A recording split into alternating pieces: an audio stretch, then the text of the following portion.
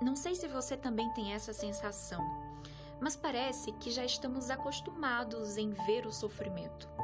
Todos os dias as TVs exibem tragédias e outras acontecem bem ao nosso lado. Apesar disso, temos uma capacidade de seguir mesmo em meio ao caos. Isso não quer dizer que não temos sentimentos.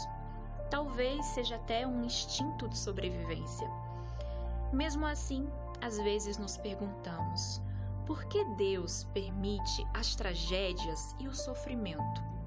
Por que inocentes morrem a caminho do trabalho? Por que crianças são vítimas de tanta maldade?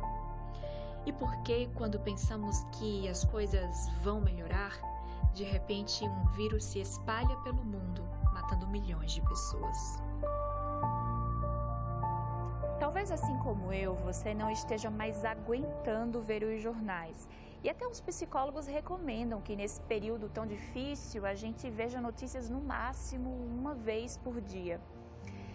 Eu sei que nesse período a gente está tentando preservar a nossa saúde emocional, mas às vezes, eu não sei se você tem também essa sensação de que parece que nós estamos nadando contra a maré no oceano de tragédias.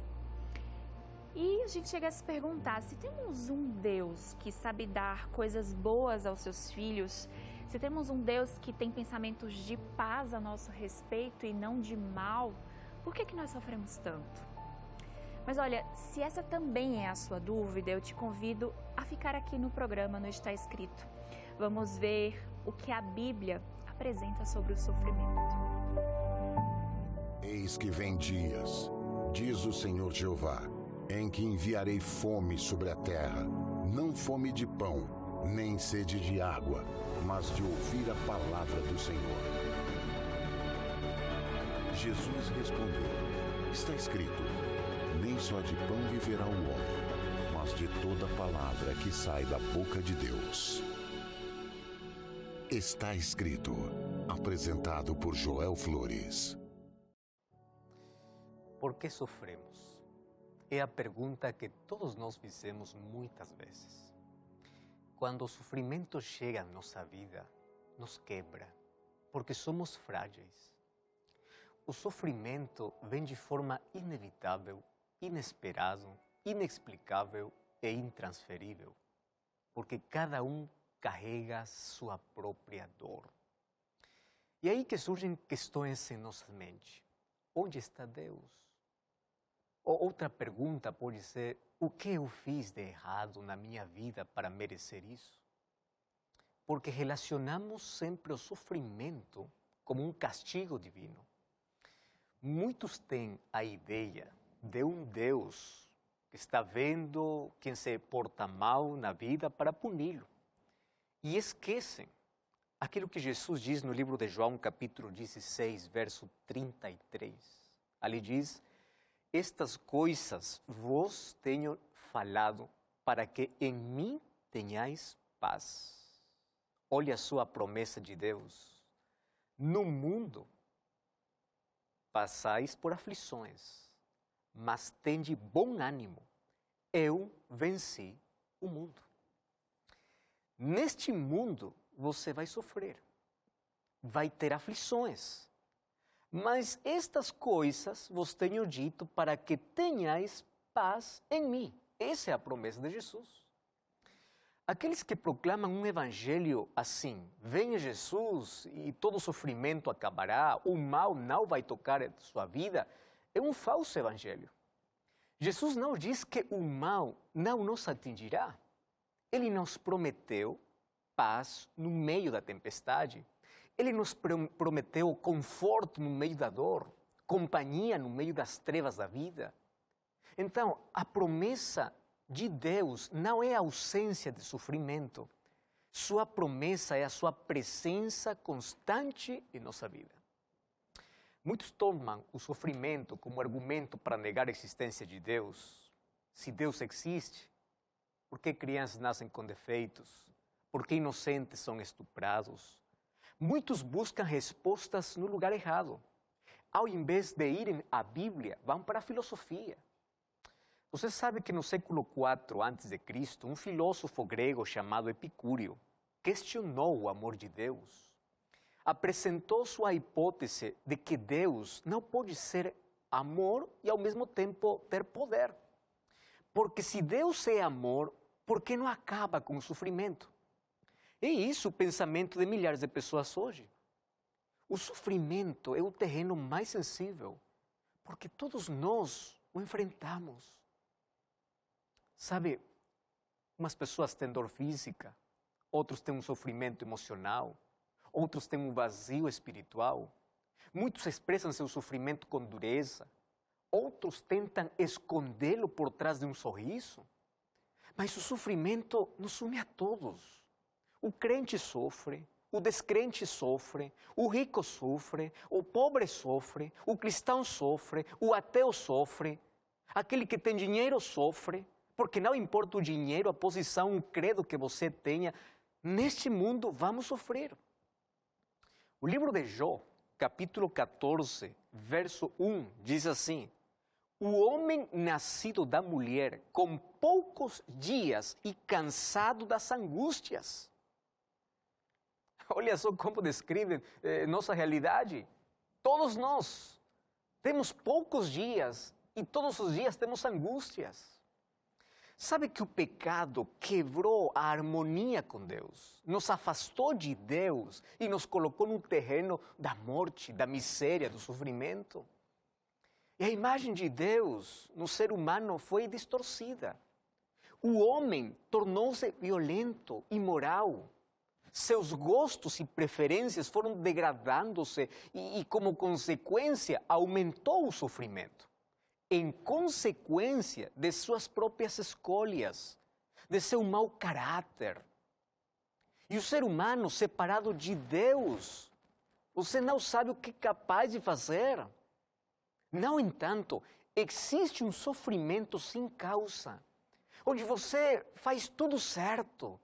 E o sofrimento vem para a nossa vida, não como consequências de nossas escolhas, mas simplesmente porque vivemos em um mundo de pecado, onde o inimigo de Deus faz com que você, no meio do sofrimento, duvide do amor de Deus. A Bíblia apresenta a história de um homem chamado Jó. Se você vai para o livro de Jó, capítulo 1, verso 1, diz assim: havia um homem na terra de Uz, chamado Jó. Jó vivia em um lugar de idolatria, onde é difícil ser fiel a Deus. Porém, o verso 1 diz assim, que ele foi perfeito, o homem íntegro e reto, temente de Deus e se afastava do mal. Perfeito significa íntegro, inteiro. Não significa que ele nunca pecou, mas que ele atingiu o grau de crescimento que Deus espera. O livro de Provérbios, capítulo 4, verso 18, diz que o caminho dos justos é como a luz da alvorada, que vem de menos para mais. Está em constante crescimento, um caminho de progressão e santificação. Muitos podem passar muitos anos numa igreja, mas não alcançar a maturidade espiritual ou a integridade que Deus espera. E a segunda característica diz que ele era um homem justo. Ele era correto. Em um mundo cheio de corrupção, ele era justo. Ele também era temente de Deus. Ele temia Deus. Sua devoção e lealdade a Deus era muito grande. E quando ele tinha tudo, Deus era o mais importante para ele. Ele não esperou uma perda para considerar a Deus o melhor. É por isso que, no meio da dor, ele continuava acreditando em Deus. Deus continuava sendo mais importante. Por isso ele tinha força nos piores momentos da sua vida, porque nos melhores momentos Deus estava sempre em primeiro lugar. Outra característica diz que ele se afastava do mal. Você sabe que Satanás conhece bem sua fraqueza. Mas Jó, ele fugia daquilo que sabia que poderia ceder. Ele não brincava com o perigo. Ele se afastava daquilo que sabia que poderia levá-lo ao mal. Ele tinha filhos. Como pai, ele orava por seus filhos. Ele colocava no coração de sua família que a maior riqueza não era material, a maior riqueza era espiritual, a maior riqueza é a fé. É a única que nos pode sustentar em todos os momentos de nossa vida. Sua maior riqueza, então, era espiritual. Depois, sua maior riqueza era a família. E, finalmente, ele era rico materialmente também. Tinha uma riqueza material. Agora, essa era a ordem da sua vida. Mas um dia, a partir do verso 6 em adiante, a Bíblia diz que um intruso apareceu no céu, quando o inimigo ainda podia entrar ao céu. O inimigo foi. E aí se desenvolveu um diálogo. O verso 7 diz que Deus pergunta para Satã e diz assim: de onde vens? E Satanás respondeu ao Senhor e diz: de rodear a terra e passear por ela. A resposta de Satanás foi imediata. Mas essa era uma expressão usada pelos reis quando conquistavam novas terras. O que o diabo está dizendo aqui é assim: eu venho da terra onde eu tenho domínio sobre tudo. E aí Deus sorri e diz assim: você não tem controle de tudo. Porque existe alguém ali na terra que você não pode controlar. Você viu meu servo Jó? O nome de Jó causou tanta raiva ao inimigo. Eu acho que muitos nomes causam alegria, mas o nome de Jó causava muita raiva, porque ele não tinha nenhum argumento contra Jó. E em sua covardia, tudo o que ele fez foi atacar as intenções de Jó. E o inimigo faz uma pergunta que não pode ser respondida com palavras. Ali o verso 9 diz assim: porventura teme Jó a Deus de balde? Deus sabia que a acusação era falsa, mas os anjos e os outros seres que estavam ali não sabiam. E essa pergunta poderia criar dúvidas no universo em relação ao caráter de Deus. Então Deus permite que Jó seja testado. E embora Jó nunca soubesse a causa do seu sofrimento, um dia Jesus o explicará no céu, ao receber a sua recompensa por sua vida de fidelidade a Deus. Embora nunca tivesse todas as respostas, Jó nunca perdeu sua fé e sua confiança em Deus, e assim vindicou o caráter de Deus. Você sabe que Jó sofreu sem causa? A partir do verso 13, o verso 22, fala que ele perdeu tudo. Perdeu seus 10 filhos, sua riqueza. E ele não culpou a Deus. Então, como ele teve tanta força em tal situação? Como continuar confiando em Deus quando ele perdeu seus 10 filhos em um dia? E onde a dor é inexplicável, você já perdeu um ente querido, você já perdeu um filho, você imagina perder todos os seus filhos um dia? Mas sabe uma coisa? Quem adora a Deus em dias de prosperidade, quando a adversidade vier, continuará adorando e confiando, mesmo quando Deus permanecer em silêncio.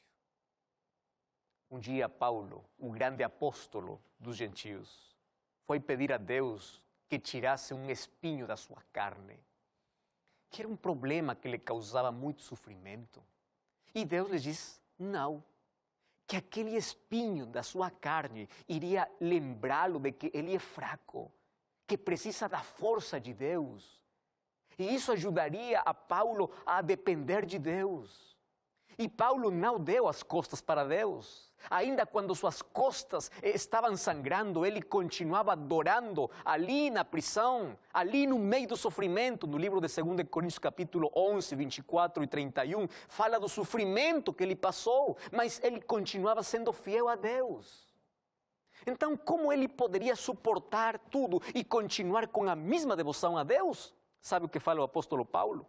No livro de 2 Coríntios capítulo 4, versos 16 ao 18, ele diz assim que o sofrimento é transitório. Eu gosto muito desse texto. O sofrimento é transitório, vai passar. E nada disso se compara à recompensa que receberá na glória que há de ser revelada, diz o livro de Romanos capítulo 8, verso 18. Ou seja, quem coloca a eternidade com Deus diante dos seus olhos nunca terá sua fé abalada pelos sofrimentos fugazes da vida. Olhar para Jesus e para a eternidade é o segredo para ser fiel até o fim. Se você está passando por um momento difícil na sua vida, você deve permanecer unido a Deus. Ele não tem nada a ver com seu sofrimento. Porém, no meio da sua dor, Ele vai te dar força necessária. E tudo que o diabo mandou para te destruir, Deus pode usar para construir o teu caráter. Você sabe que o ouro precisa passar pelo fogo para brilhar. E às vezes nossa fé precisa ser testada, porque ali aprendemos a confiar, aprendemos a depender. E como diz o livro de Romanos capítulo 8, verso 28, sabemos que para aqueles que amam a Deus, todas as coisas contribuem para o bem. Os seres humanos podem ter 3 atitudes em relação ao sofrimento. A primeira atitude é de rebelião contra Deus, onde muitos acabam negando a existência de Deus. É interessante ver que a maioria dos ateus tiveram alguma experiência onde não encontraram respostas para seu sofrimento e acabaram negando a existência de Deus. A segunda atitude é tentar fugir do sofrimento. Sabe que muitas pessoas buscam fugir da dor, gerando um problema maior. Se afundam no álcool, nas drogas, no sexo ilícito, para anestesiar a dor, mas acabam aumentando a dor na sua vida. E tem uma terceira atitude, e é considerar o sofrimento como uma oportunidade para depender de Deus e confiar mais em Deus. Deus não é o culpado por nossas dificuldades. Agora, se nos afastarmos dele, perdemos a oportunidade de ter paz no meio da tempestade. Então, quando um cristão enfrenta o mal, sua mente vai se voltar sempre para Deus em busca de respostas ou em busca de conforto. Mas você sabe que também quando um ateu enfrenta o mal, sua mente também se volta para Deus a fim de acusar ou provar que ele não existe? O irônico é que tanto um cristão quanto um ateu têm a mesma atitude. Direciona seus pensamentos para Deus no meio do sofrimento. Sabe por quê? É que não conhecemos um lugar melhor para trazer nossas perguntas e nossa dor, se não é aos pés de Jesus. Se você procura respostas, então você tem que correr para a oração, porque a oração é a resposta para todo sofrimento e para todo problema da vida. Ao momento de orar, o primeiro que você vai receber de Deus é paz, ainda quando o problema continue. Quando você procurar resposta, por favor, abra a Bíblia. Aí você vai descobrir que enquanto estivermos neste mundo, vamos sofrer dor, acidentes, tragédias, pandemias. Pessoas fiéis a Deus sofreram. Lembre de José, de Jó, Daniel, Jesus mesmo. O sofrimento nem sempre está relacionado a algum pecado. Por isso, Jesus diz no texto que já limos, no livro de João, capítulo 16, verso 33, neste mundo teremos aflições, mas Ele nos deixou sua paz para aliviar nossa dor. Ao procurar respostas, analise sua vida, porque muito de nossa dor tem a ver com nossas escolhas precipitadas, com nossos hábitos destrutivos. Cada vez que ficamos doentes, é hora de analisar o que nos levou a essa doença, que hábitos temos que abandonar. E embora existam doenças genéticas ou acidentais que nada tem a ver com o nosso estilo de vida, existe uma grande parte de nossa dor que podemos evitar, porque faz parte de nossos maus hábitos, de nossas escolhas. Quando você procura respostas, você tem que saber que estamos em um grande conflito. E ali Satanás quer desfigurar o caráter de Deus, quer fazer você duvidar do amor de Deus, quer que você possa acreditar que Deus é culpado de tudo. E quando você duvida do amor de Deus, o diabo fica muito feliz. Por favor, não deixe Satanás faça duvidar do amor de Deus quando você passar pelas maiores crises da vida. Não se afaste de Deus, não duvide do amor de Deus. Quando você procura respostas para seu sofrimento, não se esqueça que enquanto Jesus não vier para acabar com a história do pecado, o sofrimento tem um papel didático. Tudo que não aprendemos na prosperidade, aprendemos na adversidade. Às vezes, a dor é a linguagem que entendemos melhor. Porque quando Deus sussurra, ninguém ouve. Mas a dor, às vezes, pode ser ali o microfone de Deus para despertar nossa consciência entorpecida pelo pecado. Eu escutei uma frase que dizia assim: um estômago vazio, um bolso sem dinheiro e um coração destruído, partido, é a maior oportunidade para buscar a Deus. Aquilo que os discípulos não entenderam na praia, aprenderam na tempestade no meio do mar. Às vezes o sofrimento é como uma cirurgia, onde a única maneira de remover aquilo que está matando é cortando, e isso causa dor. Eu já ouvi muitas pessoas dizer assim: obrigado Deus, pela dor, pela perda, pelo câncer, bendita crise, bendita dor, bendito sofrimento que me levou aos pés de Jesus Cristo. Deus não prometeu a você ausência de dor na sua vida, mas sim sua presença, e suas promessas podem abraçá-lo quando você mais precisar.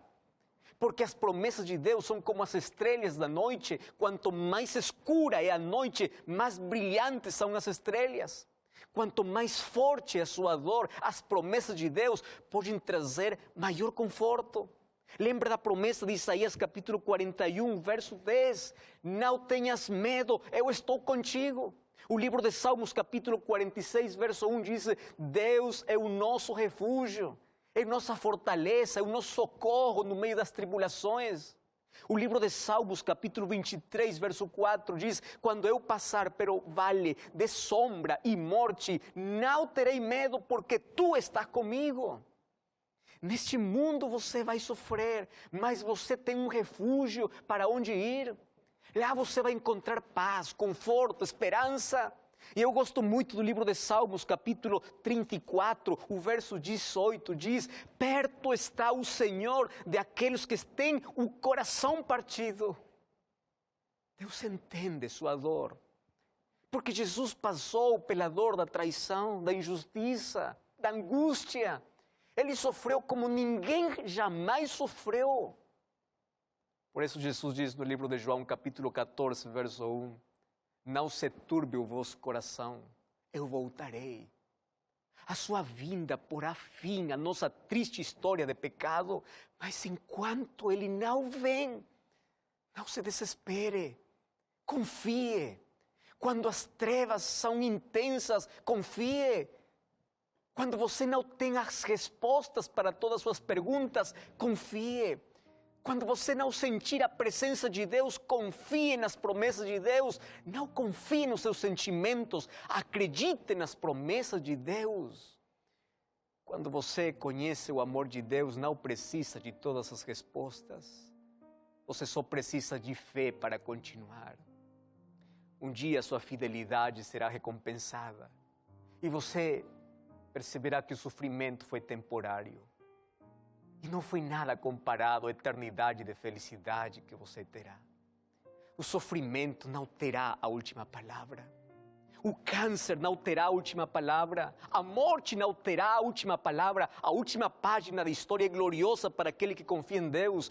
Por isso o livro de Apocalipse, capítulo 21, verso 4, diz que Deus enxugará todas as lágrimas. Nunca mais haverá morte ou dor. Desde que o pecado entrou no mundo, a dor tem desempenhado um papel, lembrar-nos que nosso lugar não é para sempre aqui. E isso nos ajuda a desejar que Jesus volte em breve. Eu estou falando com você que perdeu um ente querido, você que não conseguiu nem dar o último abraço na sua mãe, seu pai, seu filho. Ninguém entende a sua dor. Você se culpa por muitas coisas. A dor sufoca você. Você já tentou até tirar sua vida. Lembre-se que a dor vai passar. Falo para você, Maria, Ana, Letícia, Rosana, Bianca. Você foi estuprada, maltratada. Ninguém sabe de suas noites sem dormir, suas lágrimas secretas. Ninguém vê que você está sangrando e morrendo por dentro. Ninguém vê os pedaços de sonhos que você carrega. Ninguém conhece as feridas do coração pela traição. Sua dor vai acabar, acredite. Estou falando para você, Rodrigo, José, Luiz, Carlos, Milton. Você tem um familiar doente, você sofre com ele. Você está em um hospital, você tem medo de não se curar. Você está com um diagnóstico desfavorável. Te deram poucos dias de vida. Deus está com você. Ele nunca te deixou. Estou falando para você que ninguém sabe o que há por trás daquele sorriso, onde você esconde sua dor. Você aprendeu a disfarçar sua dor. Você usa uma máscara para dizer que tudo está bem, mas todos pensam que você é forte. Você sabe que é frágil. No teu coração há um grito de dor que não consegue expressar. Existe um Deus que conhece sua vida.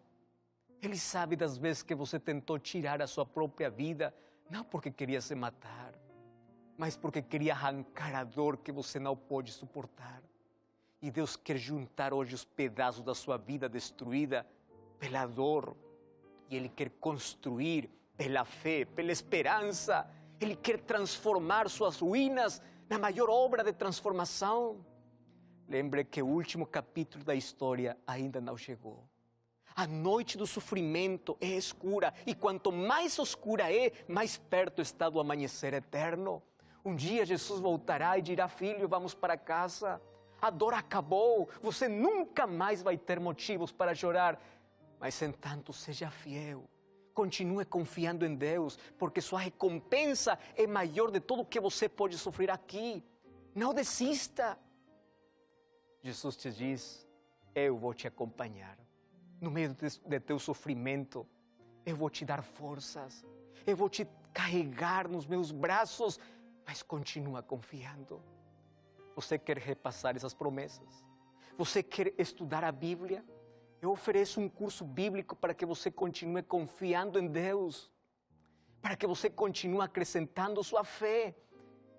E hoje você pode solicitar, mas hoje eu tenho um convite para você. Lembre que no meio de sua dor você não está só. Deus quer abraçar hoje. Você quer colocar sua dor nas mãos de Deus? Eu quero orar com você. Nosso Pai, muito obrigado, porque sempre estás perto de nós para nos abraçar. Nos momentos mais difíceis, quando nossas lágrimas caem dos nossos olhos, quando nosso coração está quebrado, quando nossa vida está destruída, sempre encontramos conforto nas tuas promessas.